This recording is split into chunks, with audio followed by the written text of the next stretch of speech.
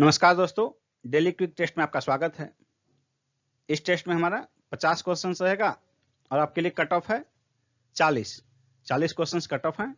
जो लोग नए हैं उन्हें बता दें कि आप चैनल को सब्सक्राइब कर लें ताकि नेक्स्ट वीडियो की सूचना आप तक पहुंच सके। और दोस्तों, आप किसी भी एग्जाम की तैयारी कर रहे हो, चाहे यूपीएससी हो, बीपीएससी हो, यूपीपीएससी हो, एसएससी हो या कोई भी ऐसा एग्जाम जिसमें कि जीके जीएस के क्वेश्चन पूछे जाते हैं, उसके लिए टेस्ट बहुत ही महत्वपूर्ण है। तो चलिए शुरू करते हैं आज के टेस्ट का पहला प्रश्न। भारतीय लोक सेवा का प्रवर्तन किया गया किसके शासनकाल में? इसका आंसर होगा ऑप्शन बी, कॉर्नवालिस के शासनकाल में। इंडियन सिविल सर्विसेज का प्रवर्तन जो है कॉर्नवालिस के शासनकाल में किया गया। कॉर्नवालिस को ही इसका जनक कहा जाता है। निम्नलिखित में से कौन सा युग्म सही सुमेलित नहीं है? स्थानीय स्वशासन, लॉर्ड लिटन। ये गलत है, लिटन नहीं, रिपन होगा। स्थानीय स्वशासन का जनक जो है भारत में लॉर्ड रिपन थे। रिपन के कार्यकाल में ही यह प्रारंभ किया गया, इसलिए ए सही हो जाएगा। कौन सा युग्म सही सुमेलित नहीं है? तो ए सुमेलित नहीं है। सहायक संधि, विलेजली सही है। राज्य अपहरण नीति, डलहौजी ठीक है। अस्थाई बंदोबस्त, लॉर्ड कॉर्नवालिस, ये भी सही है। यानी कि बी, सी और डी तीनों सही सुमेलित है। तो पूछा है कौन सा सही सुमेलित नहीं है, हो जाएगा आंसर ऑप्शन ए। अंग्रेजों के शासनकाल में भारत के आर्थिक दोहन के सिद्धांत को किसने प्रतिपादित किया? इसका आंसर होगा ऑप्शन डी, दादा भाई नौरोजी ने। धन के निष्कासन का सिद्धांत जो है दादा भाई नौरोजी ने प्रतिपादित किया। अजीमुल्ला खान किसके सलाहकार थे? इसका आंसर होगा ऑप्शन ए, नाना साहब के। निम्नलिखित में से कौन सा स्थल पार्श्वनाथ से संबद्ध होने के कारण जैन सिद्ध क्षेत्र माना जाता है? इसका आंसर होगा ऑप्शन सी, समेध शिखर। यही समाधिस्थ होकर कठिन तपस्या के उपरांत 84वें दिन जो है पार्श्वनाथ को कैवल्य की प्राप्ति हुई थी। किस साम्राज्य को हिंदुत्व का स्वर्ण युग माना जाता है? इसका आंसर होगा ऑप्शन ए, गुप्त साम्राज्य। इसमें हिंदू कला और संस्कृति का स्वर्णकाल कहा जाता है इसे। गढ़वाल वंश का संस्थापक कौन था जिसने कन्नौज को अपनी शक्ति का प्रमुख केंद्र बनाया? इसका आंसर होगा ऑप्शन सी, चंद्रदेव। बादामी के चालुक्य के ऐतिहासिक महत्वपूर्ण साहित्यिक स्रोत विक्रमांक चरित्र के लेखक कौन हैं? इसका आंसर होगा ऑप्शन डी, विल्हन। यह कल्याणी के पश्चिमी चालुक्य विक्रमादित्य षष्ठ के दरबार में रहता था। किस सुल्तान ने चांदी के सिक्कों के स्थान पर तांबे के सिक्के चलाए थे? इसका आंसर होगा ऑप्शन बी, मोहम्मद बिन तुगलक ने। इसने चांदी की कमी को देखते हुए सांकेतिक सिक्के चलाए। बर्नी का मानना है कि यह सांकेतिक सिक्का तांबा का था, वहीं फरिश्ता इस सांकेतिक सिक्के को पीतल का बतलाते हैं, जबकि सतीश चंद्र कांसे का। भारतीय इतिहास में हिजरी सन निम्नलिखित में से किससे संबंधित है? इसका आंसर होगा ऑप्शन सी, हजरत मोहम्मद का मक्का से मदीना पलायन से। इसकी शुरुआत 24 सितंबर 622 ईस्वी से माना जाता है। इसी दिन जो है मोहम्मद साहब मक्का से मदीना प्रस्थान किए थे। दिल्ली में पुराना किला के भवनों का निर्माण किसने किया था? इसका आंसर होगा ऑप्शन सी, शेर शाह सूरी ने। इसने 1541 ईस्वी में पाटलिपुत्र को पुनः पटना के नाम से बसाकर इसे अपनी प्रांतीय राजधानी बनाया था। मक्का में काबा इस्लाम के सर्वाधिक पवित्र स्थान को निम्नलिखित में से और किस नाम से जाना जाता है? इसका आंसर होगा ऑप्शन ए, मस्जिद अल हरम। कयाल क्या है? कयाल क्या है? इसका आंसर होगा ऑप्शन डी, केरल के लैगून। केरल स्थित लैगून झीलों को कयाल नाम से संबोधित किया जाता है। केरल में कई लैगून झील हैं, जैसे कि अष्टमुडी, वेम्बनाड, ये सब जो हैं कयाल झील के उदाहरण हैं, केरल के लैगून हैं। महावेली गंगा एक नदी है। इसका आंसर होगा ऑप्शन सी, श्रीलंका की। यह श्रीलंका की सबसे लंबी नदी है जो 335 किलोमीटर लंबी है। यह श्रीलंका के उत्तर पूर्व में प्रवाहित होते हुए बंगाल की खाड़ी में मिल जाती है।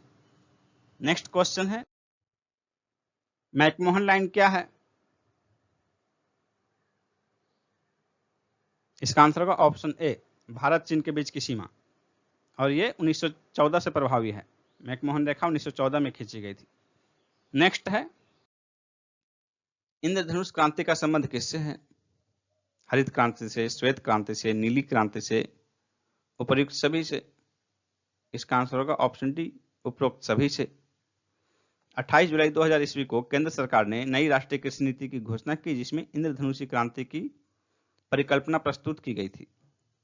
इसमें प्रत्यक्ष या अप्रत्यक्ष रूप से कृषि क्षेत्र से संबंधित सभी क्रांतियों को शामिल किया गया था।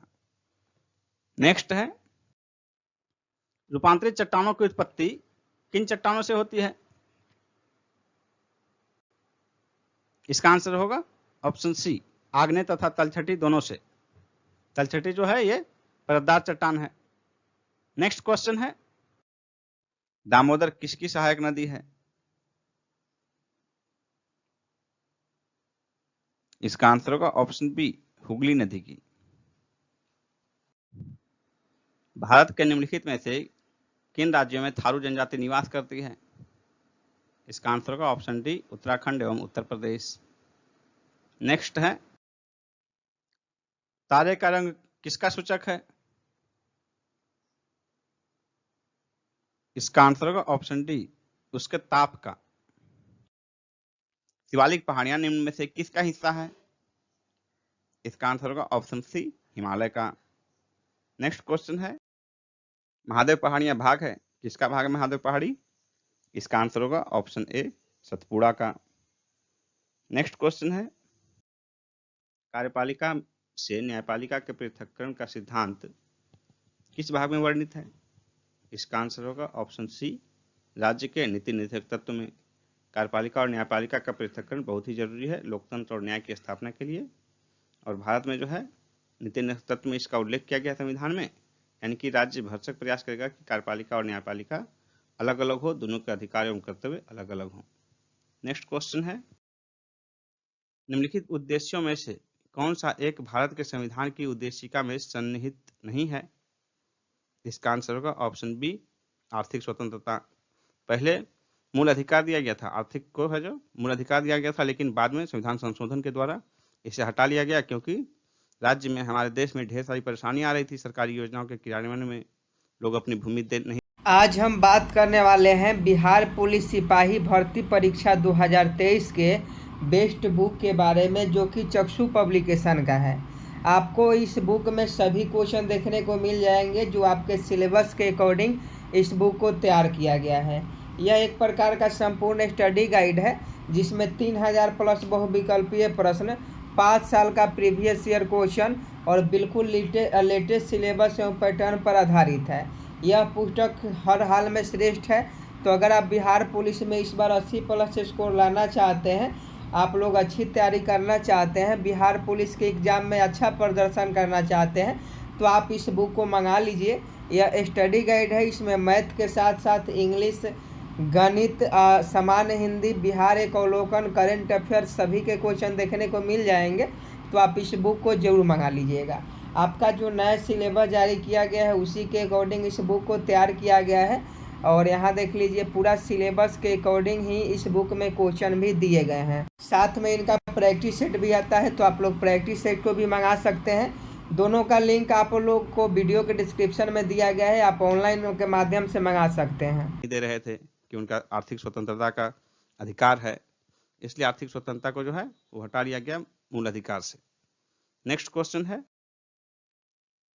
भारतीय संविधान के किस अनुच्छेद के अंतर्गत किसी राज्य में राष्ट्रपति शासन लागू किया जा सकता है?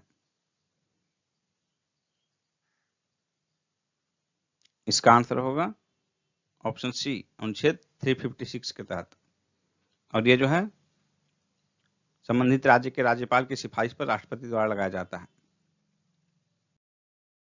लोकसभा में एंग्लो इंडियन समुदाय के प्रतिनिधित्व के लिए प्रावधान संविधान के किस अनुच्छेद के अंतर्गत किया गया है? इसका आंसर होगा ऑप्शन ए, अनुच्छेद 331। इसमें प्रावधान किया गया है कि यदि राष्ट्रपति की यह राय है कि लोकसभा में एंग्लो इंडियन समुदाय का प्रतिनिधित्व पर्याप्त नहीं है, तो वह लोकसभा में उस समुदाय के 2 से अनधिक सदस्य नाम निर्देशित कर सकेगा, यानी कि 2 से अधिक नहीं, यानी कि 2। नेक्स्ट क्वेश्चन है, दिनेश गोस्वामी समिति ने सिफारिश की थी, किसकी सिफारिश की गई थी दिनेश गोस्वामी समिति द्वारा? इसका आंसर होगा ऑप्शन सी, लोकसभा के चुनाव के सरकारी निधियन की। नेक्स्ट है, भारतीय विदेश नीति जो तटस्थता पर आधारित थी उसे किसने प्रारंभ किया था? इसका आंसर होगा ऑप्शन ए, जवाहरलाल नेहरू ने। भारत में कृषि आयकर लगाया जा सकता है राज्य सरकारों द्वारा, ये आंसर होगा। कृषि कर जो है राज्य सूची का विषय है, इसलिए कृषि कर जो है लगाने का निर्णय राज्य सरकार ले सकती है। नेक्स्ट है, गिनी गुणांक का प्रयोग किसके लिए किया जाता है? इसका आंसर होगा ऑप्शन ए, आय के वितरण की असमानता के लिए। नेक्स्ट क्वेश्चन है, विकास का भारतीय मॉडल किसके हितों की रक्षा करता है? व्यक्ति, राज्य, व्यक्ति एवं राज्य दोनों, कभी व्यक्ति कभी राज्य। इसका आंसर होगा ऑप्शन सी, व्यक्ति एवं राज्य दोनों। नेक्स्ट है, भारत में कर राष्ट्रीय उत्पाद अनुपात लगभग कितना है? इसका आंसर होगा ऑप्शन सी, 12%। बजट अनुमान 2019-20 में कर जीडीपी अनुपात लगभग 11.7% अनुमानित है, जो 2018-19 की तुलना में थोड़ा कम है। 2018-19 में 11.9% था। नेक्स्ट क्वेश्चन है, निम्नलिखित में से कौन सा कथन सही नहीं है? आरबीआई देश का केंद्रीय बैंक है, सही है। आरबीआई केंद्रीय तथा राज्य सरकारों का बैंकर है, यह भी सही है। आरबीआई देश के विदेशी विनिमय निधि का अभिरक्षक है, यह भी सही है। आरबीआई की स्थापना 1949 में हुई थी, यह गलत है, इसलिए आंसर हो जाएगा ऑप्शन डी। आरबीआई की स्थापना 1 अप्रैल 1935 को कलकत्ता में आरबीआई एक्ट 1934 के तहत किया गया। 1937 में इसका मुख्यालय बंबई लाया गया। 1949 में इसका राष्ट्रीयकरण किया गया। 1949 में आरबीआई की स्थापना नहीं की गई थी, बल्कि आरबीआई का राष्ट्रीयकरण किया गया था 1949 में, इसलिए आंसर होगा ऑप्शन डी। नेक्स्ट है, विकास के मानवीय पक्ष पर निम्नलिखित में से किस एक ने सबसे पहले ध्यान केंद्रित किया? इसका आंसर होगा ऑप्शन ए, संयुक्त राष्ट्र विकास कार्यक्रम यूएनडीपी। निम्नलिखित में से किस प्राकृतिक स्रोत को दबी हुई रोशनी कहते हैं? कोयला को दबी हुई रोशनी कहते हैं। सबसे अच्छा क्वालिटी का कोयला एंथ्रासाइट, फिर बिटुमिनस, फिर लिग्नाइट और पीट। सबसे खराब क्वालिटी का पीट होता है। नाइट्रोजन की अल्पता के लक्षण पहले किन पत्तियों में दिखाई देते हैं? इसका आंसर होगा ऑप्शन ए, पुरानी पत्तियों में। नाइट्रोजन की कमी से पौधों की वृद्धि रुक जाती है तथा इसकी अधिकता से पौधे में फूल विलंब से आता है। जल युक्त गिलास में तैरता हुआ बर्फ का टुकड़ा जब पिघलता है तो पानी का स्तर वही रहेगा, सी आंसर होगा। पानी के स्तर पर कोई प्रभाव नहीं पड़ेगा। नेक्स्ट क्वेश्चन है, कार के पीछे आने वाले यातायात को देखने के लिए निम्नलिखित प्रकार के दर्पण का उपयोग किया जाता है। किस दर्पण का? आंसर होगा ऑप्शन ए, उत्तल दर्पण का, कॉन्वेक्स मिरर। नेक्स्ट है, प्रदीप्ति तीव्रता का एसआई मात्रक क्या है? इसका आंसर होगा ऑप्शन सी, कैंडेला। जलवाष्प दाब वायुमंडलीय दाब के बराबर हो जाता है तो द्रव पर क्या प्रभाव पड़ता है? इसका आंसर होगा ऑप्शन बी, द्रव उबलने लगता है। निम्नलिखित ऊर्जा रूपांतरों में से किसके द्वारा प्रकाश संश्लेषण की क्रिया संपादित होती है? इसका आंसर होगा ऑप्शन ए, प्रकाश से रासायनिक ऊर्जा में। नेक्स्ट है, दोपहर के 12 बजे किस दिशा में इंद्रधनुष दिखाई पड़ता है? इसका आंसर होगा ऑप्शन डी, इसे नहीं देख सकते, क्योंकि इंद्रधनुष जो है सूर्य के विपरीत दिशा में बनता है। सूर्य के विपरीत दिशा में सूर्य के किरणों का जो है वायु के बूंदों से, वायु में और जो पानी के बूंद हैं वायुमंडल में नमी की स्थिति में, उनसे इनका अपवर्तन होने के बाद जो है वो विपरीत दिशा में बनते हैं इंद्रधनुष। लेकिन दोपहर के 12 बजे तो विपरीत दिशा में आसमान नहीं होता, विपरीत दिशा में आकाश नहीं होता, विपरीत दिशा में जमीन होती है। इसके कारण दोपहर के 12 बजे इंद्रधनुष दिखाई नहीं पड़ता है। नेक्स्ट क्वेश्चन है, इनमें से कौन उड़ सकता है? Hornbill, ostrich, emu, penguin. इसका आंसर होगा ऑप्शन ए, हॉर्नबिल। भारत में हॉर्नबिल महोत्सव नागालैंड में मनाया जाता है। शेष 3 जो ऑप्शन है बी, सी और डी, ऑस्ट्रिच, एमू और पेंगुइन, ये तीनों ऐसे पक्षी हैं जो उड़ नहीं सकते। 100 डेसिबल का नॉइज का प्रबलता स्तर संगत होगा, किसके संगत होगा? इसका आंसर होगा ऑप्शन डी, यंत्र कारखानों के शोर से। नेक्स्ट है, निम्नलिखित में से कौन सा कण अस्थायी है? इसका आंसर होगा ऑप्शन डी, न्यूट्रॉन। इसकी खोज 1930 ईस्वी में जेम्स चैडविक ने की थी। न्यूट्रॉन एक उदासीन कण होता है। विद्युत रूप से परमाणु क्या है? विद्युत रूप से परमाणु उदासीन होते हैं, ये आंसर होगा।